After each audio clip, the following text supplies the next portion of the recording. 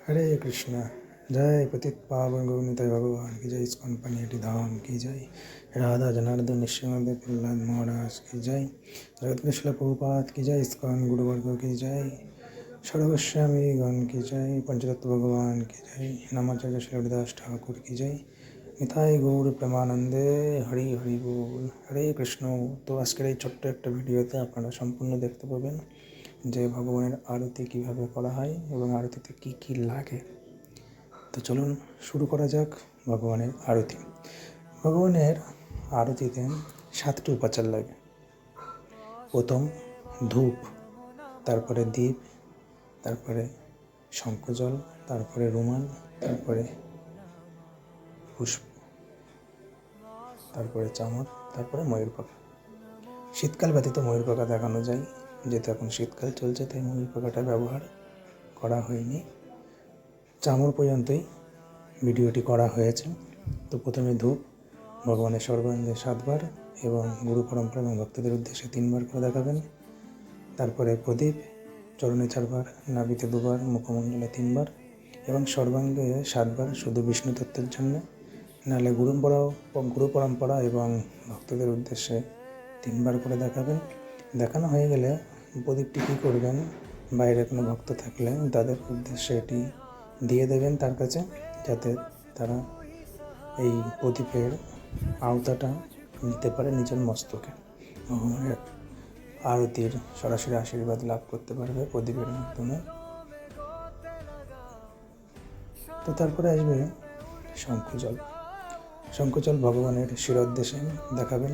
দেখানোর পরে সর্বাঙ্গে 7 বার ঘোরাবেন।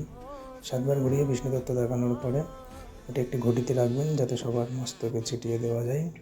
তারপরে গুরু পরম্পরা এবং ভক্তদের উদ্দেশ্যে 3 বার করে দেখিয়ে সমস্ত জলটি ঘটিতে ঢেলে দেবেন। ঢেলে দেওয়ার পরে সেটা ভক্তের উদ্দেশ্যে দিয়ে দেবেন তাদের কাছে, তারা যেন নিজের মস্তকেটা নিয়ে নিতে পারে বা নিজের হাতে করে নিজেই ছড়িয়ে দিতে পারবে। সেটা আপনার ব্যক্তিগত ব্যাপার, আপনি নিজে ছড়িয়ে দেবেন নাকি ভক্তদের কাছে দিয়ে দেবেন।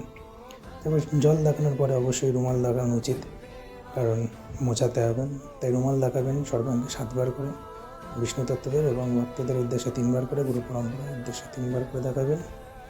দেখানোর পরে পুষ্প নিবেদন করবেন সর্বাঙ্গে 7 বার। আপনার সময় অনুসারে আপনি ভক্তদের উদ্দেশ্যে, গুরু পরম্পরার উদ্দেশ্যে 3 বার 5 বার করে দেখাতে পারেন।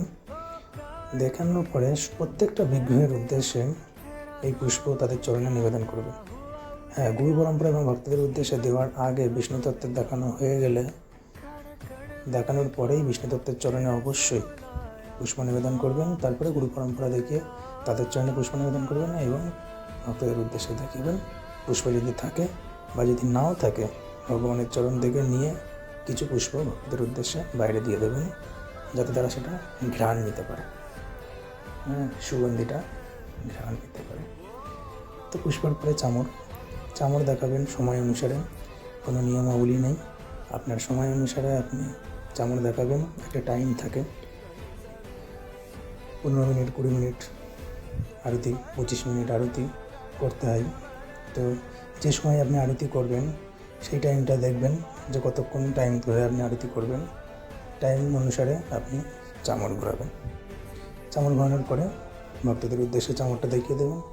দেখানোর পরে যদি গরমকাল হয় তবে অবশ্যই ময়ূর পাখা দেখাবেন সময় অনুসারে, আর না হলে দেখানোর দরকার নেই, কারণ শীতকালে ময়ূর পাখা বন্ধ আছে।